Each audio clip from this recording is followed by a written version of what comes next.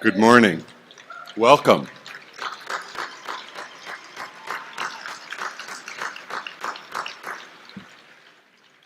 You know, at this point, I'm standing here waiting for you guys to sort of settle down a bit and relishing in it, the opportunity to stand here and stare at how many people are fitting in this room? 1,000 people, every one of whom loves what I love. Every one of whom I can talk with, and you, of course, feel the same thing. Talk to your brothers and sisters and mothers and fathers. So thank you all for coming. Before I introduce myself, I want you to know who's going to be standing up here for 3 days. I want to just make some announcements, technical sorts of things. First of all, please remember not to use cameras or video cameras, including cell phones, during the lectures. And also, there are streaming rooms and YouTube, free after the event, so you can capture it that way. My name is Neil Goldsmith. I'm a social psychologist, a psychotherapist, a public speaker. I wrote the book Psychedelic Healing, The Promise of Entheogens for Psychotherapy and Spiritual Development. And I've been working with, but not for, MAPS for many, many years because I love them and share the mission.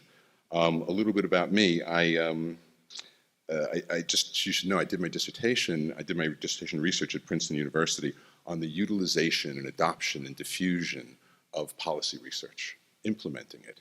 And so it's a natural, really, for psychedelics work, of course, because that's what we're all trying to do, is get that wonderful research that's now being done implemented.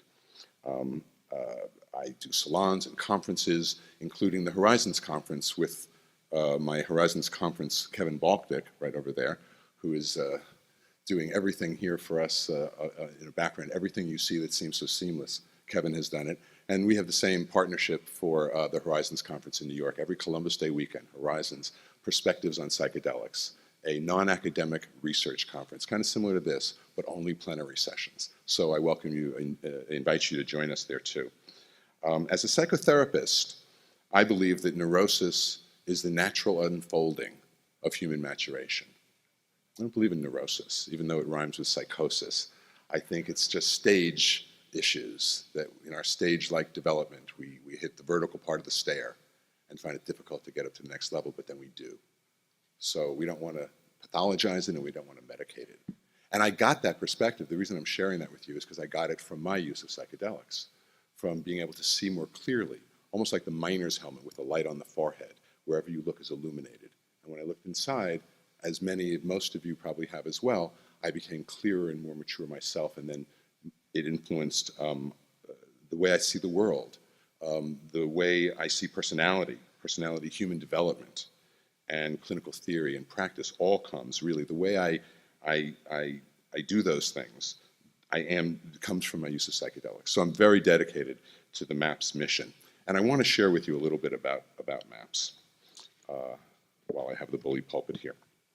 In your packages, these are all things in your package. I want to draw your attention to the Zendo write-up, which has one of the most beautiful 4-step ways to deal with difficult trips. Principles for psychedelic harm reduction. I won't read the whole thing to you, but I draw it to your attention. A safe space. Sitting, not guiding. Talk through, not down. Difficult is not bad. What a beautiful set of ideas that comes from MAPS.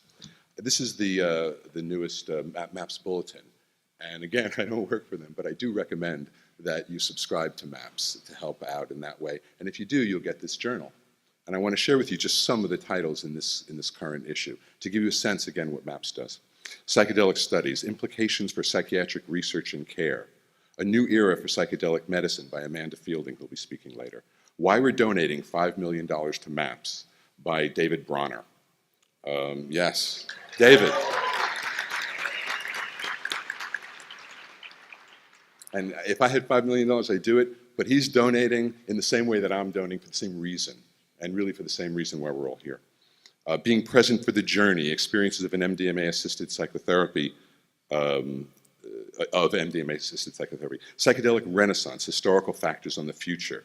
Research Update, Phase 2 Clinical Trial of Marijuana for Symptoms of PTSD. Research Update, a second one, Psychedelic Group Therapy in Switzerland, Peter Gasser. Understanding and working with difficult psychedelic experiences, the Zendo people. A Really Good Day, Eilid Waldman talks about microdosing. And Fundamental, there's a crowdsourcing initiative for psychedelics research that again is in the package, and I highly recommend it to you. And lastly, I don't want to leave the Beckley Foundation, which is co-sponsor here. You'll see this also in your book. They do wonderful work. And so Amanda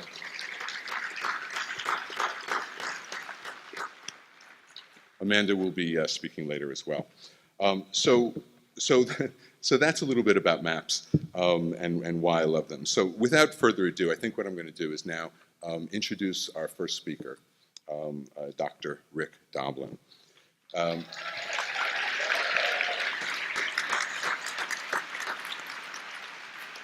So I have a bio for the man who doesn't need an introduction, but I'm going to read it to you anyway because it's important for you to know a little bit about his deep background. Rick Doblin is the founder and executive director of the Multidisciplinary Association for Psychedelic Studies. He received his doctorate in public policy from Harvard's JFK School of Government, where he wrote his dissertation on the regulation of medical uses of psychedelics and marijuana. His undergraduate thesis at the New College of Florida was a 25-year follow-up to the classic Good Friday experiment, which evaluated the potential for psychedelic drugs to catalyze religious experiences. He also conducted a 34-year follow-up study to Timothy Leary's Concord prison experiment. Rick studied with Stanislav Grof, who will be speaking later this morning, of course, and was among the first to be certified as a holotropic breathwork practitioner. His professional goal is to help develop legal context for the beneficial uses of psychedelics and marijuana, and eventually to become a legally licensed psychedelic therapist. Now, I've known Rick for 25 years. I know him to be not just the head of MAPS, who, if he didn't exist, we'd have to invent him, but also as a wonderful person. So we all support Rick's, and everyone here feels the same way about that. So I'm speaking for all of us when I welcome Rick to the stage. Thank you very much for coming.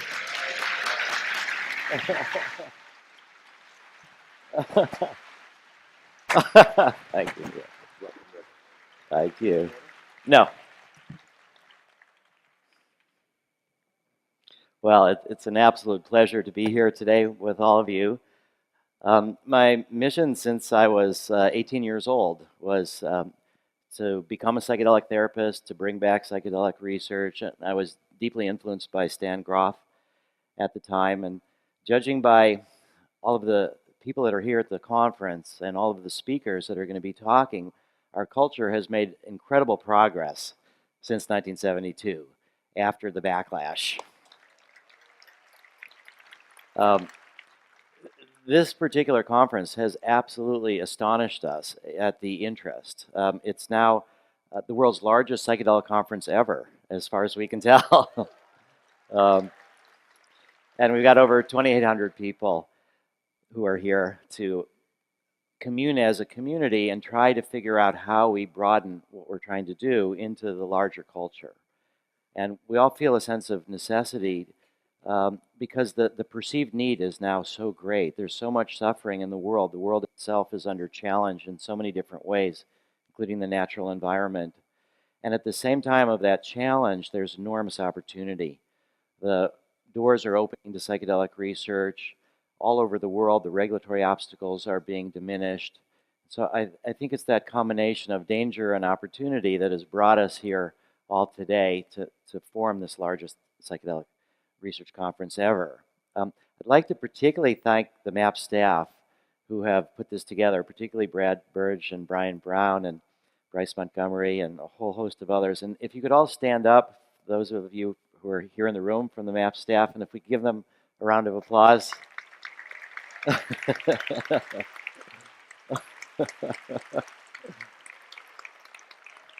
Wow.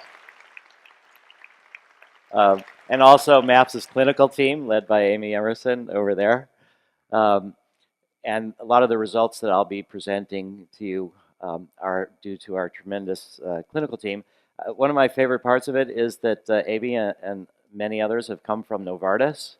And Novartis is the pharmaceutical company that gobbled up Sandoz, which is where Albert Hofmann started with LSD and psilocybin. So we have kind of the heir of Albert through Big Pharma back to Little MAPS. Now, Einstein has said it's become appallingly obvious that our technology has exceeded our humanity. I think what we're here to talk about is really how we expand our humanity, how we work with the unconscious, how we work with psychedelics, how we deepen and expand our humanity. And if we can do that, then I think in combination with our technology, we'll be able to make it so individuals and us as a species can not just survive, but can thrive through the coming challenges. This idea for me of the crucial nature of mysticism and the psychedelic catalyzed mystical experience, which is really no fundamentally different than any kind of mystical experience, was essential to our progress and human survival, came to me from Robert Mueller, or was confirmed for me by Robert Mueller, who was the Assistant Secretary General of the United Nations. And he wrote this book, New Genesis, Shaping a Global Spirituality. And his basic thesis was that we have the United Nations to mediate conflicts between nations, but a lot of those conflicts are religious-based.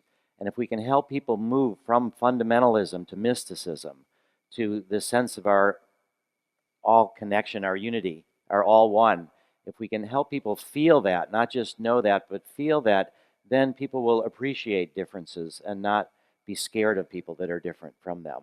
And he was willing enough and courageous enough to endorse the idea that psychedelics could actually be helpful in this process. Now, it's not just about mysticism, it's also about other aspects of human relating. And two neuroscientists from Stanford, one of whom, Boris Heifetz, who's here as one of the speakers, called on neuroscience to use all the tools of neuroscience to focus on MDMA. And the reason was the world's populations need more compassion and empathy for one another. And the study of MDMA provides one small but potentially important step towards reaching that goal. So when this kind of call to action to neuroscience is coming from a mainstream journal, from Stanford Neuroscience, you know things are changing. In particular, Dr. Richard Rockefeller, who was a thought partner of mine before he died in a tragic airplane accident, focused in his talk at the Commonwealth Club and on our years of work together on healing PTSD, and in particular, multi-generational trauma. He saw how, as the board of advisors for Doctors Without Borders, he saw lots of refugees, lots of wars, and he felt like these are conflicts that are just passed on from generation to generation, and that there must be a way to interrupt it.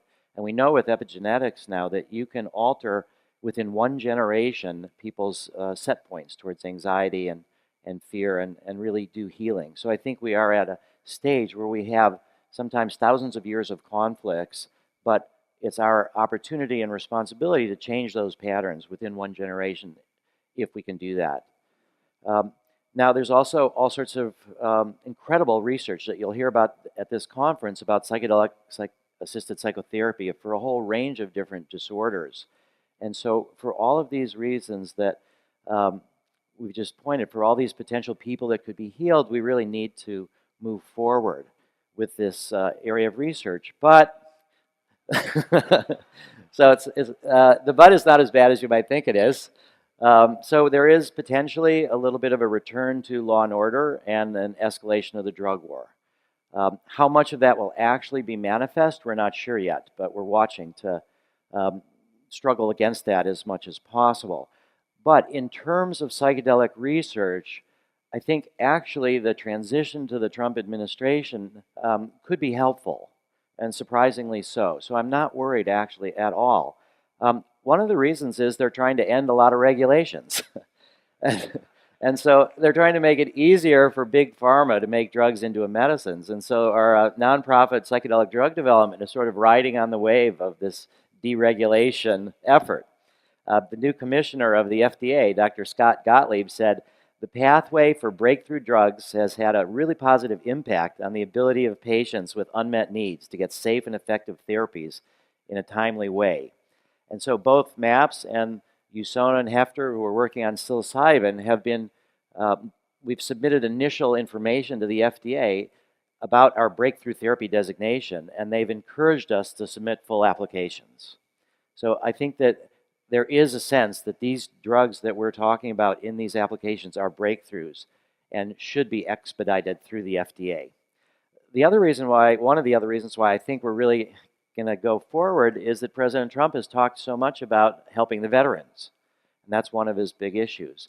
And so for us, there are a lot of people with PTSD who are from the veteran community. And there's existing psychotherapies and drugs that help some of them, but leave a large fraction of them treatment resistant and still suffering. One of the veterans in our study said, "I feared I was losing in my effort to live. I went through 3 MDMA sessions and it gave me my life back." We've also been trying to generate bipartisan support, and because of the work in veterans, Dr. Michael Midhover, who's our lead psychiatrist with his wife Annie, was 6 Minutes on Fox News and talking extremely positively. And we've been in all sorts of media, ranging the political spectrum from left to right, including redstate.com, Stars and Stripes, Army Times. So I think that we've sort of crossed this political divide and worked towards healing PTSD, not only in veterans, because there are more people who have PTSD from other causes than war, but because there is that touch with the veterans. And we've actually had firefighters and even one police officer with PTSD in our studies. So I think the psychedelic research is really going to be moving forward well, as long as we adhere to the highest scientific standards. And we've also built alliances with some of the VA, the Veteran Administration's lead researchers into PTSD. And they're also happy with what they've done, but frustrated at the large number of people that still need help. And so we're working with Candace Monson on a couples therapy study where one member has PTSD, but it affects the relationship. It's cognitive behavioral conjoint therapy. And we have permission from FDA to give both members of the couple MDMA, not just the member with PTSD. Yeah, and we're also working with Barbara Rothbaum at Emory University on prolonged exposure. There's over 3,500 therapists trained by the VA in prolonged exposure. And so if there's some way to blend MDMA with that and make people more open to go through the traditional approach, then this could potentially be widely distributed throughout the VA system. So it's these alliances that Richard Rockefeller really helped us build and overcome the resistance that we've been trying since 1990 to build these alliances with the with the VA and the DoD. But where is it going to be a little bit difficult because of the current administration? I think they're very concerned about possible crackdowns on marijuana. I think it would be a mistake for them to do that. They would lose a lot of public support. But the key issue right now with marijuana research is that there's a federal monopoly on the supply of federally legal marijuana, and that marijuana can only be used in academic settings. It can't be sold as a medicine. So as long as that monopoly exists, the marijuana in plant form can never be made into a medicine. And under President Obama, the DEA agreed to end the monopoly, and at least 14 different teams have applied for licenses, but none of them have been granted yet. So this is the area that we're going to be focusing our political work to make sure that this monopoly can end, and there is a doorway to marijuana research. And we've been working with Professor Lyle Craker since 2001. So this has been a long process, but hopefully we maybe overcome the resistance. We are doing a marijuana PTSD study with 76 veterans. We're fortunate enough that Colorado has made a bundle of money on marijuana taxes. And so they've given $8 million to research, and we got 2.1 of it for this study. It's our first government grant in 31 years. It's not federal government, but I actually did get a bit of federal money just the other day. On Tuesday, Monday night on the red eye, I flew to Washington, D.C., and I testified for 5 minutes in front of the Sentencing Commission. I testified before them in 2001, as did several of us that are here, and we were largely ignored then. And so right now, the penalties, if you are selling MDMA or selling cocaine, if you have an equivalent amount of drug, you go to jail longer for MDMA than for cocaine. And so it totally doesn't make sense. And the Sentencing Commission had a staff member who remembered the testimony that we gave in 2001, and he invited me back now that they're thinking to reconsider this. So whether this sentencing guidelines will be changed is also one of the things that may or may not happen, and this is where we have to try to keep focused and keep working politically. But The other area that's a little bit concerning right now has to do with psychedelic harm reduction. And so we have developed what's called the Zendo Project through Lene Ponte and others who have helped us build it up. And this is a project trying to envision how we handle a post-prohibition world. What do we do? Where would the backlashes come from? A lot of it would be young people having difficult experiences. And that happens a lot of times at festivals, and people aren't prepared. And so we have teams of people that are trained to offer compassionate support at Burning Man, at Envision, places all over the world. But there is a law, the RAVE Act, that criminalizes this activity in some ways. And so we're trying to overcome that as well. And so this is another area that there will be struggles ahead to help this expand. But in terms of the scientific research, we're really in a great shape. So we are trying to make MDMA into a medicine. And this will give you a sense also why I think it's going to work out. This is shocking statistics. This is as of June 30th, last year, 868,000 veterans are receiving disability payments for PTSD.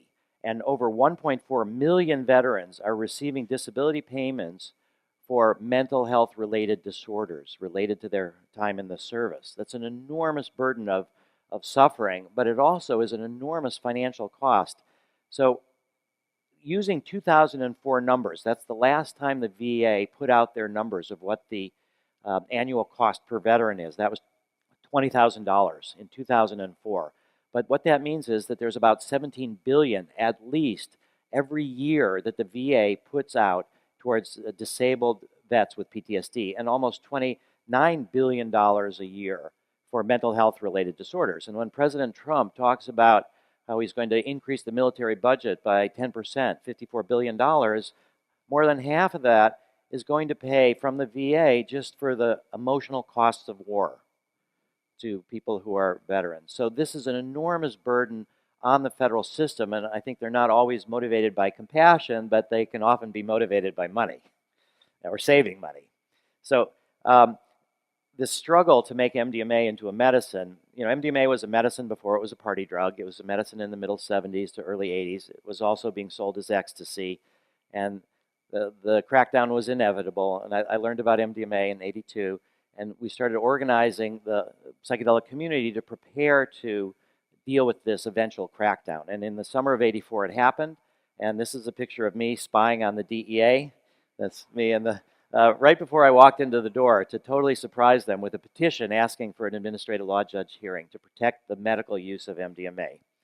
They had no idea that MDMA was used therapeutically. They only knew about it as a recreational drug, ecstasy.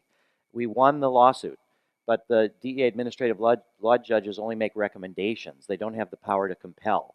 And so the DEA administrator rejected the recommendation. Then we won a couple times in the appeals court. Eventually, the DEA figured out how to keep MDMA illegal and satisfy the appeals court. It took them a while, but they figured it out. And so it meant to me that the only way through was through the FDA, through science, through medicine, through healing. So I started MAPS in '86 as a nonprofit pharmaceutical company focused on psychedelics and marijuana. What I didn't realize that at the time, no drug had ever been made into a medicine by a nonprofit. That didn't happen until 1999, and that was the abortion pill, RU486. And so that gave me a lot of hope that actually finally nonprofit organizations had got it together to move through the regulatory system. And since then, there's been a lot more nonprofits that have focused on drugs that for one reason or another are not financially appealing to the pharmaceutical industry. Now, we have since, starting in 2000, worked with PTSD, and we've done studies in the United States, Switzerland, Israel, and Canada. We've treated 107 people, and we've gotten tremendous results in these small phase 2 pilot studies where you're looking for your methods, you're looking for the doses, you're looking for your outcome measures.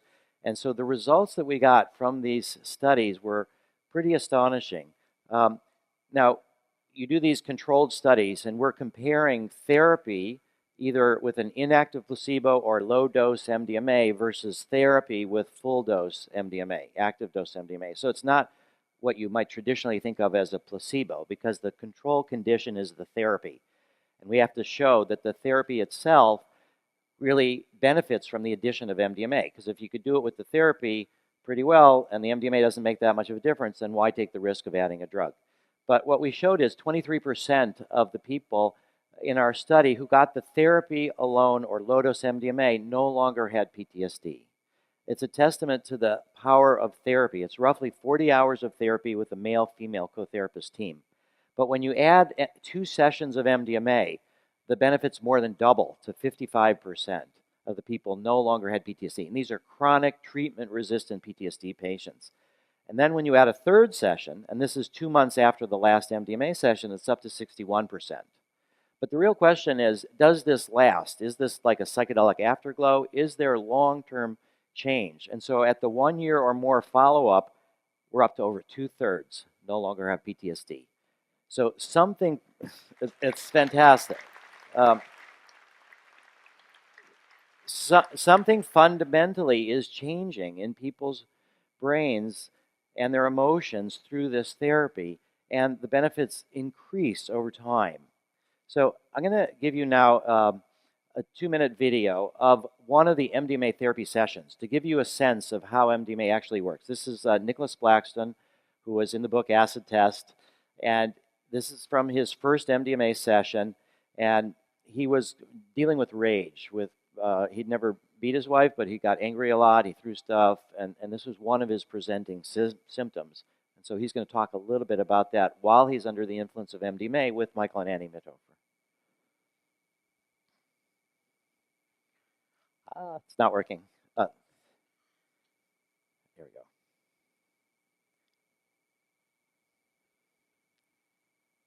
Well, do you know how to make it work from over there?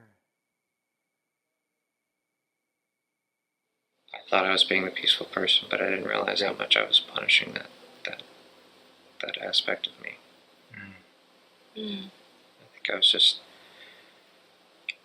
I think maybe in Iraq I saw what it was capable of, and I think I was too afraid to,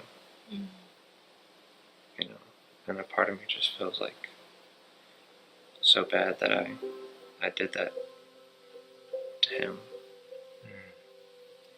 I mean, I know it's me, but I just describe it wisely. Who are you? Yeah. But I just, that's really amazing. I don't know, I just got this amazing sense of just, I guess, wisdom. I really don't know. Sounds a lot like wisdom to me. It was really amazing. And even when I try and think of that really rageful aspect of me, like I can't even, I know it's there, but it just doesn't. I really feel like so much more at peace with everything. Great. Like even if I try and think about Iraq and everything, like I somehow feel like really peaceful about the fact that that's my journey. And that, Yeah, thanks for sharing that. part of me I know this is part of the part of the drug, but when I try and think, am I going to be able to hold on to this this understanding, this somewhat of wisdom, this knowledge that I have now? I mean, just asking myself that question, I feel like it's so profound that I don't think I could really forget it.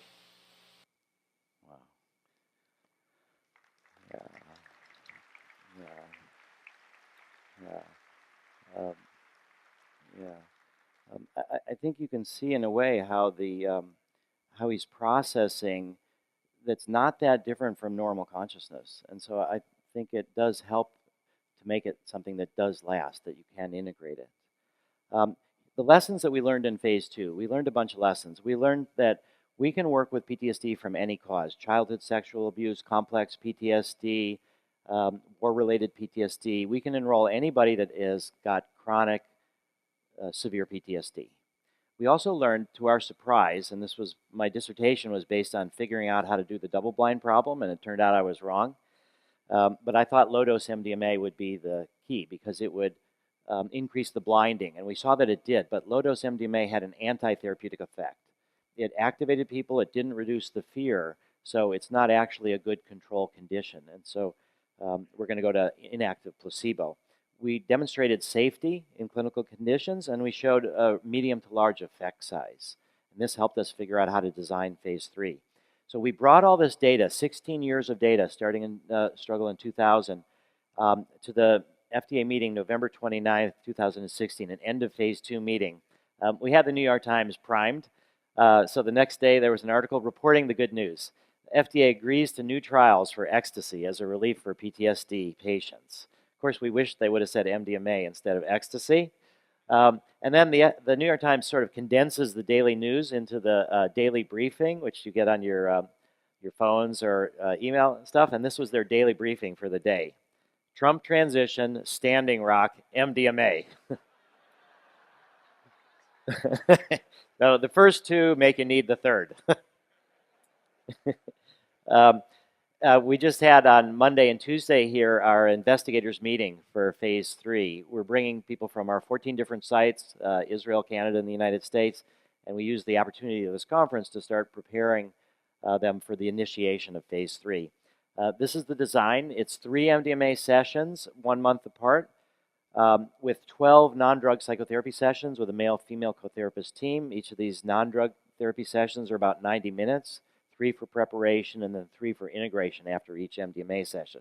So one group gets 80 milligrams the first time, supplemented by half that, 40, after 2 hours, and then they can choose whether to go up to 125 or stay the same. But they don't know exactly that. It's just they say, you know, I want it stronger, I want it the same. And then they're compared with the therapy. And the FDA has approved this design so far. We've had a protocol that we submitted. We got comments on March 8th. They've agreed to some of these key elements. We have still some more discussions to go with May 11th, our next meeting. And we anticipate by around July that we should have an approved phase 3 protocol and ready to go. Now, we've done a lot of work on the costs. The key driver for the cost is the number of patients that you need in the study. And so if we get the same effect size, a medium to large effect size, as we've got in our phase 2 studies, we might be able to do this with just 200 patients. And the FDA has agreed that we're going to be able to start with 200 patients in 2 100-person studies. And we're estimating that that's going to cost around $20 million. This is our America First plan, meaning focusing just on the MDMA, on the FDA, I mean. And now, if the results aren't quite as good as we thought, the FDA has permitted us to do an interim analysis, and then we would get information, add X number of people to your study, and then you get statistically significant results. So if the results are not quite as good as we anticipate, then we will be able to do it, we think, with 300 subjects. And if it's that small to medium effect size, that'll cost around $25 million. If we do get medium to large effect sizes, for $25 million, there's the possibility we could get it approved both by FDA and European Medicines Agency. But we haven't started negotiating with the European Medicines Agency until after we've come to agreement with the FDA this summer. And if we have this small to medium effect size for 450 subjects, we think we could do it for $35 million. So somewhere between $20 and $35 million, we should be able to get MDMA approved in the US and in Europe. And now we're starting to think even broader than that, or global. This is hypothetical, we haven't checked it all out, but for around 50,700,000 subjects, we think we can get it approved in pretty much every country of the world. Now, we already have $10 million, thanks to Ashana Haley and David Bronner and thousands of other donors who brought us to this point. So it's not inconceivable that we will be able to raise the rest of the money. I really think we will. And the way that FDA will permit this to be a medicine is not like a normal medicine where anybody can prescribe it. They have these risk evaluation and mitigation strategies called REMS, and we're proposing that it's only be able to be prescribed by people that we've trained in the therapy, that they know how to do the psychological component, because it's not the drug, it's the drug-assisted psychotherapy, and it will only be administered in certified clinics. It's never going to be a take-home drug. as therapy. It's only going to be used under supervision, and there'll be certain safety screenings initially for who can be in the study. So this is how it'll start, and then it will expand.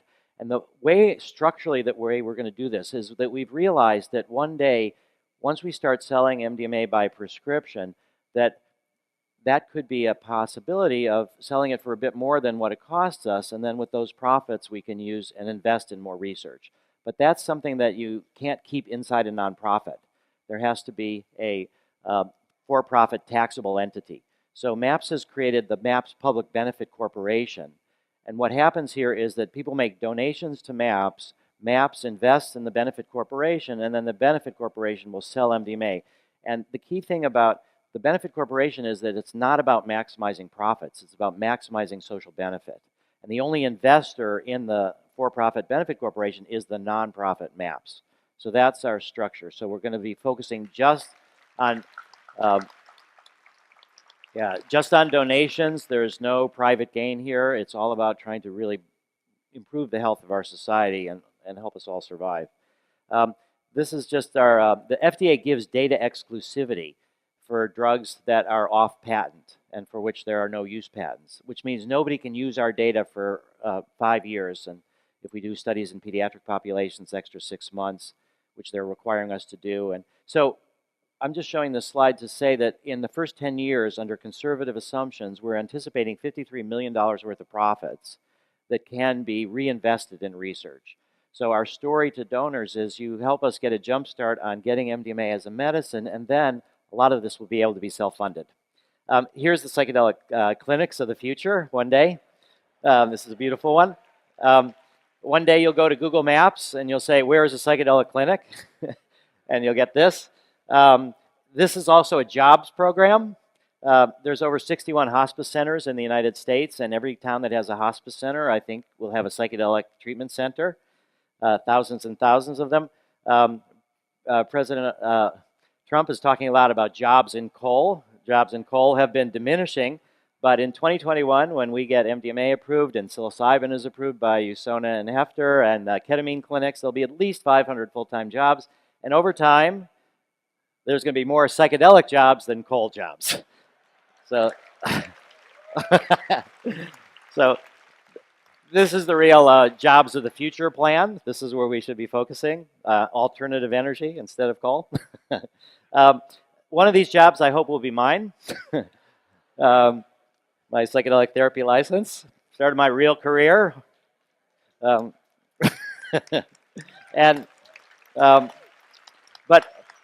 Whether this really comes to pass is due to those of us that are here. We've got the world's leading psychedelic researchers and the community that's supported that. And so how we proceed from this moment. So please use this conference as a way to refine what we're all doing. Ask your best questions. Be really responsive to the fears and anxieties of the larger culture and see how we can address them. And if you see any questions that you want to ask of any of the speakers, or formally or not, let's just use this opportunity as a way to refine what we're doing. So really bring your best, most critical, but open-minded, open-hearted selves to bear on the conference over the next couple of days. And then if we do that, this will become more than a dream. Thank you. Thank you very much. Yay. Thank you. Wow.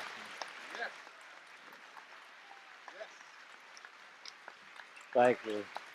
Yes. Thank you, Stan. Dr. Rick Doblin. It's all from Stan. Stan. Wow.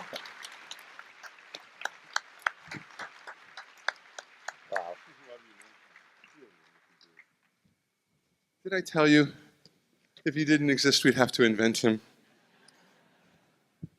The person who's perhaps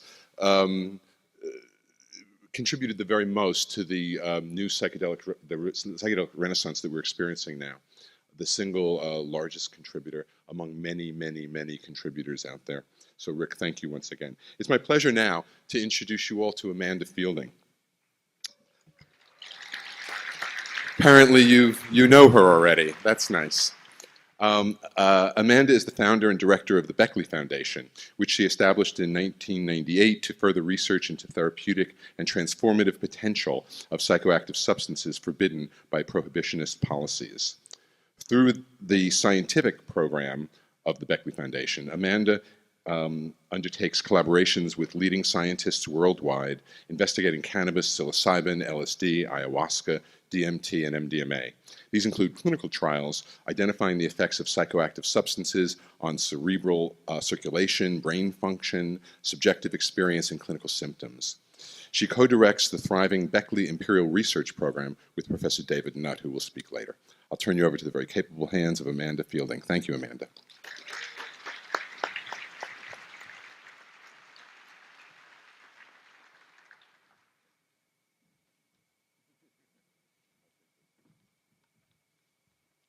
Hello, everyone. Well, it's lovely to see you all here, so many of you. And the long hibernation of psychedelic research forced upon us by repressive laws is hopefully drawing to a close. Since we last met here 4 years ago, a tipping point has been reached. Cutting-edge research has demonstrated the value of psychedelics. Phase 3 clinical trials are on the horizon. People are being treated with psychedelics in a number of clinical trials, and the possibility of turning these compounds into licensed medicines looks well within reach. My own journey in this field began when I was introduced to LSD in 1965. This was at the beginning of the cultural explosion following the escape of LSD from the labs. A short while later, I started working with an outstanding scientist who was the first to develop a hypothesis describing the physiological changes underlying altered states of consciousness. For me, this was a turning point. I suddenly understood how LSD and related compounds could be used for the benefit of mankind to dive into the deeper levels of the psyche and to enhance cognitive functioning. It is obvious that the human animal is an amazing species, unique in its capacity to rise to the top of the pile and take control.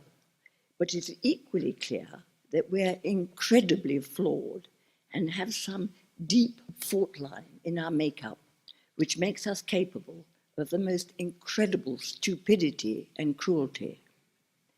Why this is so and how we can remedy it became my dominant thoughts. The late 60s were a wonderful period. They seemed to open up the potential to change the world and the human psyche for the better. We were riding a flood of optimism of what LSD and related compounds could do. We felt sure that with greater understanding of the human condition and how it could be enhanced with the responsible and careful use of altered states of consciousness, we could help heal the sicknesses of humanity and make the world a happier place. However, with the advent of the 70s, the war on drugs wrapped its tentacles around the dancing hippies and the youth playing with their altered states of consciousness and flung a sizable number into prison. Here, in the land of the free, which comprises roughly 5% of the world's population, now has a staggering 25% of the world's prison population, largely made up of drug users. One might imagine that the right to control one's own consciousness, or the very core of one's personality, would be protected as a human right. However, maybe the founding fathers never imagined that anyone could question this right, and so failed to mention it. LSD had threatened too much, too quickly.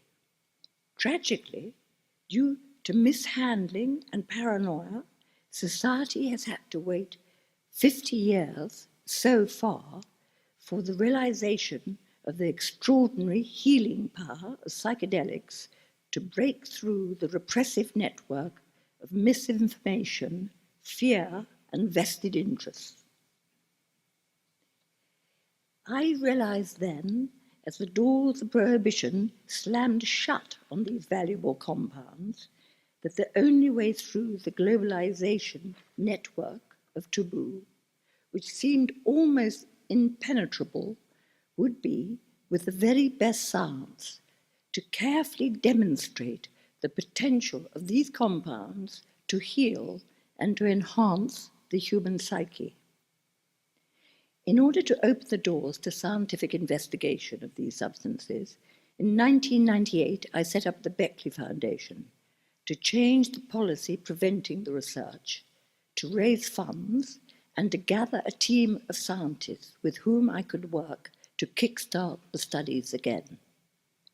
It has been a long uphill struggle, and we're nowhere near the top yet, but the views are getting better and better each year. What I thought back then, I continue to think today.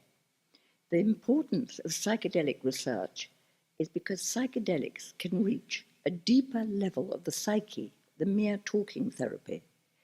They can remove or weaken the defensive mechanisms of the ego and allow the individual to dive deeper into his or her consciousness, fishing for hidden trauma and/or facilitating a transcendent and spiritual experience.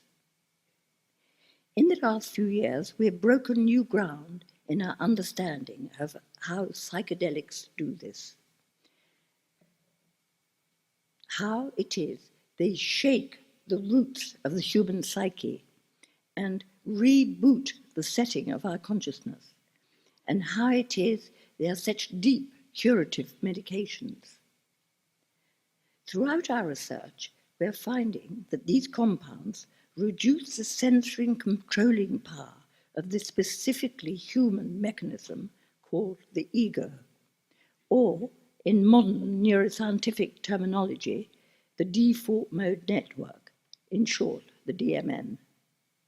This network of hub centers is superimposed upon all other networks in the brain, and rather like the government or the conductor in an orchestra, dictating what gets through to consciousness and what does not.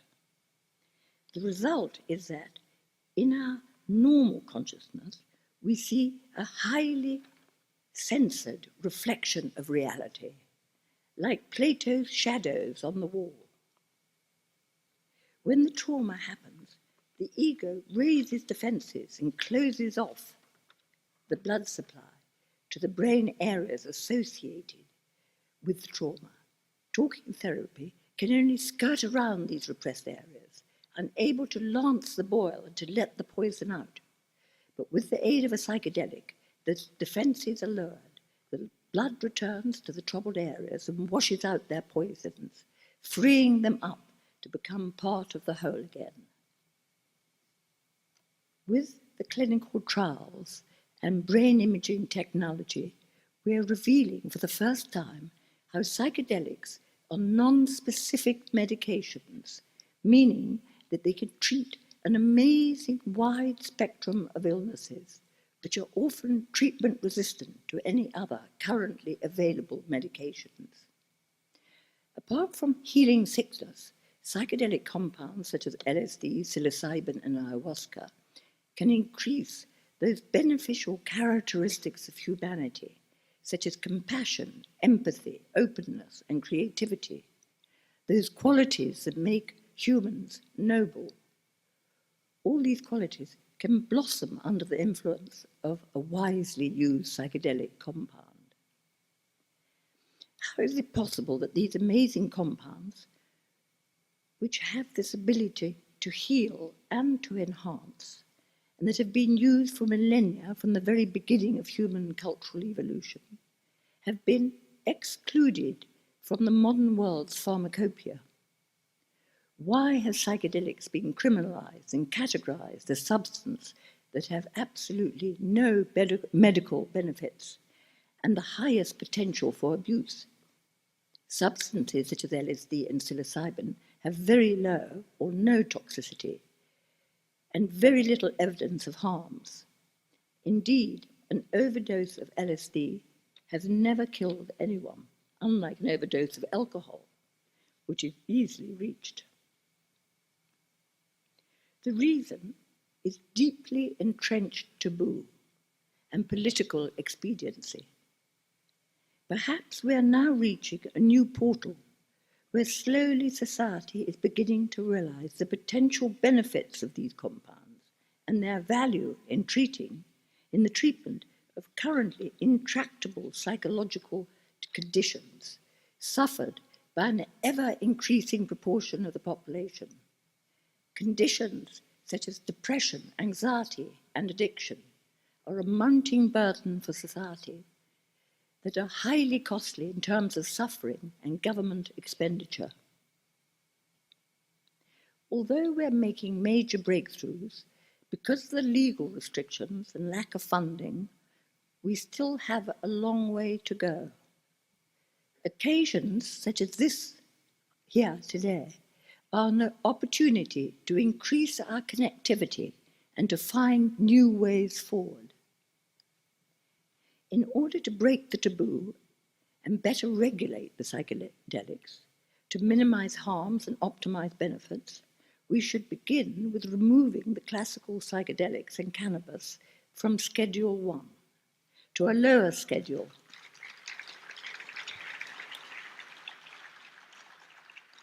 so that scientific research can be carried out without expensive and time-consuming obstructions, and so that doctors can prescribe them to individuals in need.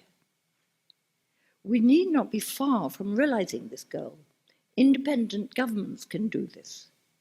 The opening of clinics which could provide psychedelic-assisted psychotherapy would allow at least some of the millions suffering from the scourges of psychological disorders to seek treatment. Our own research, and that of others, have shown remarkable improvements found in patients receiving just 1 or 2 doses of psychedelic medication. This is unheard of in contemporary psychiatry, which relies on daily doses of medications that often have unpleasant side effects, or on regular therapy sessions that can continue for years. I am excited at what lies ahead. Later this year, I look forward to starting a microdosing study with LSD, and also a study investigating the efficacy of LSD for treating alcohol addiction. We will be furthering our ayahuasca DMT and 5-MeO DMT studies, as well as developing our cannabis research and formulations of cannabis medications. I'm committed to expanding our neuroscientific and clinical research, making these compounds licensed medications, setting up clinics at which they can be provided, as well as simultaneously removing the shackles of prohibition and enabling the immense beneficial possibilities of these neural transformational medicines to flourish. I hope you all have a wonderful conference, and many congratulations to the Great Maps team who have coordinated this whole happening. Thank you very much.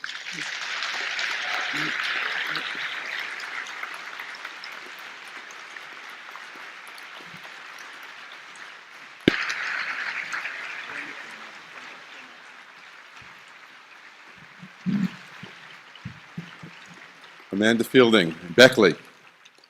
Yeah, I think of Amanda sort of in a way like as the Rick Doblin of Europe, because of her tireless work and her iconoclastic approach to things. So thank you very much. So it's my pleasure now to introduce the third plenary speaker this morning, the third member of the triumvirate, Bia Labate. Beatriz Labate has a PhD in social anthropology from the State University of Campinas in Brazil. Her main areas of interest are the study of psychoactive substances, drug policy, shamanism, ritual, and religion. She is visiting professor at the Center for Research and Postgraduate Studies in Social Anthropology at Guadalajara, Mexico. She's also co-founder of the Nucleus for Interdisciplinary Studies of Psychoactives. She is author, co-author, and co-editor of 16 books and 1 special edition journal and several peer-reviewed articles.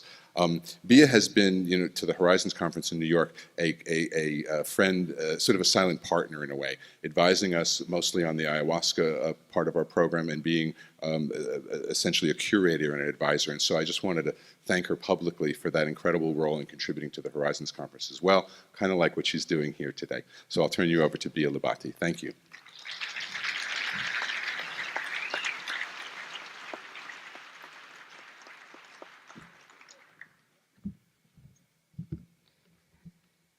Good morning, everybody.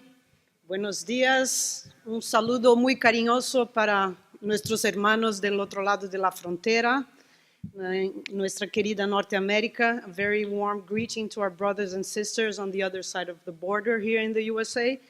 Hello to everybody who's watching us on live stream everywhere in the world, especially my friend Alex Geary in Australia. Welcome 3 a.m. to see us here today. It's a real pleasure to be here. It's a real honor. We've worked at least 1 year to put this conference together. So I'm the curator of the plant medicine track, and I'm also responsible for several community forums in the conference. So in Psychedelic Science 2013, we had an ayahuasca track. And this year, we're having a plant medicine track. That was modestly an idea I had, and I lobbied with Rick and Brad, and they accommodated my idea, so thank you. I've also lobbied that the plant medicine track be as double the size that it was supposed to be, so we had an extra room, and we're having 2 parallel plant medicine tracks, so we're taking over. Thank you, Rick. Thank you, Brad. Yeah, so I'm happy because, we're expanding the number of species that we're including in our psychedelic menu of research. And I'm especially happy that we're including several presentations about peyote this year, which we didn't have on the last edition of the conference. Peyote is a sacrament, is a plant teacher, beloved, respected cactus from this native to this land. So it's great to include finally peyote here in our discussions. Just let me give a disclaimer that the idea of plant medicine is a little bit loose and kind of all over the place. So it encompasses both the plants themselves and the substances derived from the plants. So that's a topic for discussion. It also encompasses mushrooms that are not plants. But in any case, we are including here, so ayahuasca, DMT, peyote, psilocybin, mushrooms, ibogaine, cannabis, salvia, and the mysterious toé from Peru. I think that I'm just going to give you a short explanation on what the plant medicine track is, and then I'm going to say, what do I think that this discussion has to add to the global scene of psychedelic science? So the track basically includes 3 dimensions. One dimension is the most obvious one, that is biomedical research, health research, about the findings of the therapeutic potentials of plant medicines. The second dimension of the track is social sciences reflections and findings on the healing potentials of psychedelic plant medicines. And then another third dimension that is even more cool is a kind of meta-reflection, a self-reflection on the nature of the field of psychedelic science, on the history of medicine, on the history of psychiatrists, and on reflection on topics that are hard and dear to all of us that are engaged in scientific research about plant medicines. I think that the plant medicine track adds a lot to this field, and I'm going to name a few reasons why I think that we're contributing to this. First of all, we're trying to reclaim the M in MAPS, making it more multidisciplinary, and so we're including other disciplines, and especially anthropology, That is, I think, is a big, contribution of this edition of the conference. The other one is that we did try to be more inclusive.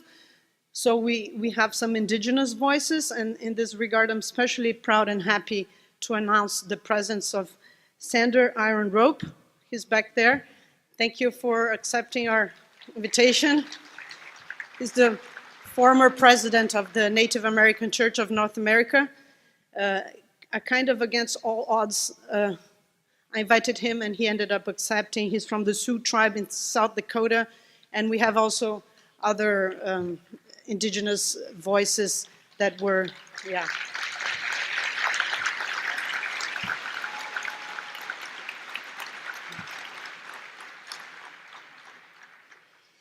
Indigenous Voices Incorporated. There's the OSF program that gave some grants to marginalized voices to attend the conference, and they gave out, I'm not sure the final number, but a bunch of people are coming from different places in the world to attend this conference. Also, I'm happy to say that because of the plant medicine track, the balance between men and women is more equivalent throughout the conference. Go girls!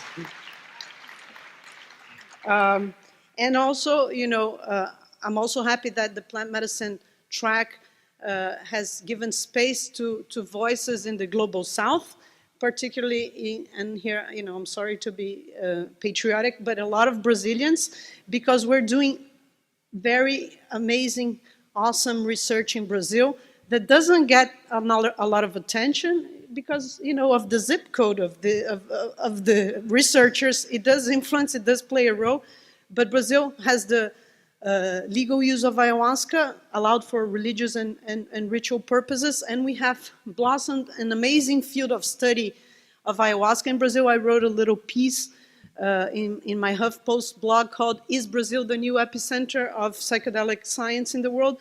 So a lot of people don't know what's going on there. I just want to mention our colleague Draulio de Araújo is conducting an amazing 3-year rigorous study, a clinical trial to study the potentials of ayahuasca for the treatment of depression with 80 patients. They follow almost 1 week each patient, both from the ones that drink ayahuasca and the placebo ones. And he's gonna talk about this, some of his research findings. And we have also Stevens Rain. I kind of can't really understand exactly what he does because he recreates mini brains on the laboratory and gives the substances to test the effects. So there's a lot of interesting things going on there. And still on this note on, diversity and inclusion and other disciplines, I want to point out some of the contributions that I think that the plant medicine track is doing to this whole debate. First of all, a very blunt statement. I want to say that not everything is about molecules and active principles, but plants matter. The whole plants matter.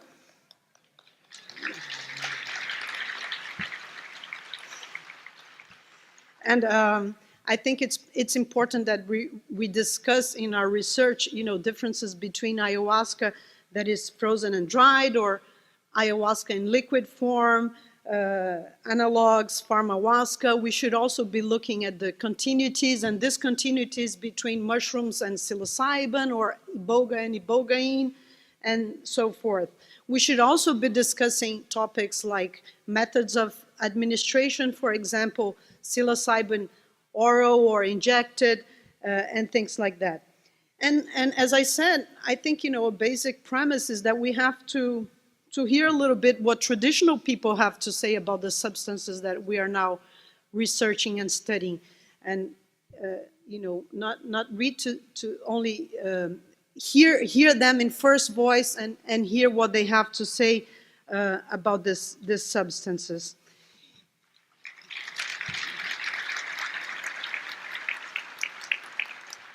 So I'm very much an anthropologist that talks to psychologists and medical doctors and psychiatrists and stuff. And I think that we have always good to remember something very basic, that healing, it's not just about the efficacy of a substance. It's not just about a pharmacological principle and that efficacy inherent to that. But healing depends on relationships. Healing depends on context. Healing depends on the relationships with established with other people and with the larger environment, or why not say the cosmos. So we have a lot of presentations that are addressing this topic. We also have presentations that talk about the placebo effect. For example, how is the placebo effect framed and shaped by clinical trial methodologies, and how could it be framed differently? What kind of a problem is the placebo? And a whole new set of questions that I want to point out is that we have to think about the context of production of scientific knowledge. Science doesn't happen in a vacuum. Science happens in a specific social, political, historical context. And as we have seen very clearly in the presentation of Rick before, the current context is a context of prohibition, and that is a context of stigma. And I think nobody from any political spectrum can deny the fact that all investigation done about scheduled substances suffer from very strong burdens and hardship and lack of funding and challenges in researchers' career.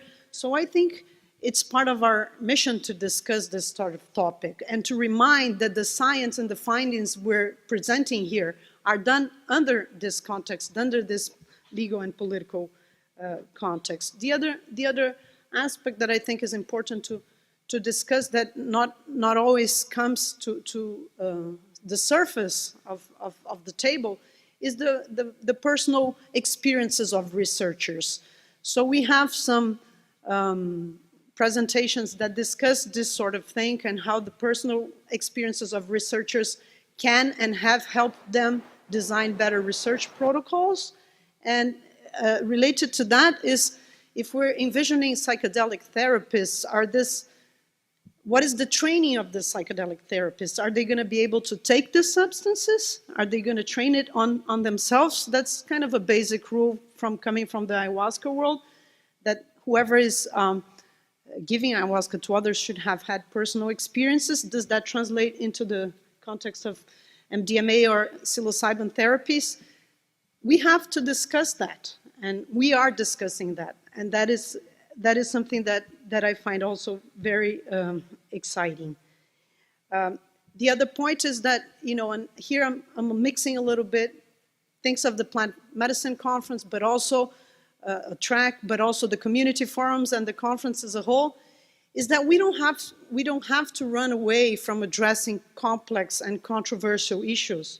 For example, all the problems related to the global expansion of ayahuasca, the legal problems, the safety problems, the problems of commodification, sustainability, and so forth. So these topics are also included in community forums and addressed openly. And the community forums are a very good venue to advance a real dialogue and bridge between practitioners and scientists. So we need to educate scientists about, the cultural sensitivities of their work. And likewise, we need to open practitioners' mind to understand better what is scientific research, and perhaps find and work to find ways to collaborate and to work together in a better way. So in one line, we need to promote a dialogue between science, culture, and society. And Psychedelic Science Conference, Psychedelic Science 2017, is doing this. I would like to conclude by telling that we have done a very cool partnership between psychedelic science and an outlet called chacruna.net. That is a website that publishes short academic articles in a kind of accessible way, trying to bring scientific knowledge in more accessible terms. And we have published already maybe 30 articles of the speakers that will be present on the conference before the conference, and we'll be publishing some more afterwards. So I feel we're like, you know, in Chacrunanet, but not only on Chacrunanet, we've planted all these seeds. We have been spreading all this, you know, flowers that are now starting to blossom.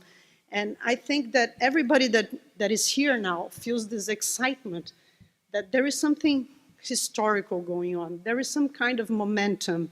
There's some kind of vibe. We are on, you know, we are on the ascension. And I think we have to be very proud because our ancestors started that work and we have all been working hard to be here. And if we feel this joy, it's because we worked hard for it. And we're going to keep on working because this is a good and true cause. And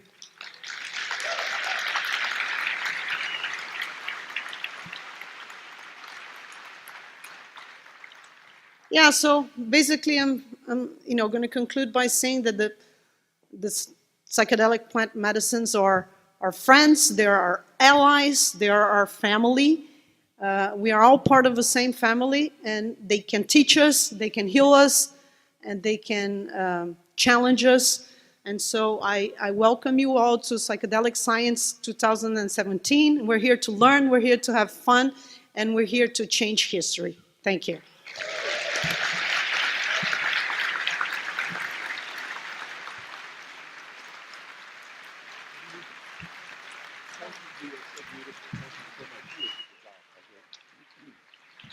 So wonderful. What an amazing person. What an amazing professional.